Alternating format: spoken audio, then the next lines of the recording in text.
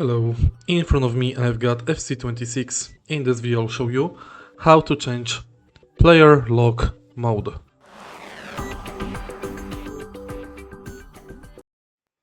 To adjust pass receiver lock mode, firstly go to settings and next go to game settings. In gameplay find pass receiver lock and switch between late, animation start and power up. In power up, the pass receiver is locked as soon as the pass button is released or the power bar reaches full power. This is the earliest possible receiver lock. In animation start, the pass receiver is locked early at the time when the kicking animation begins.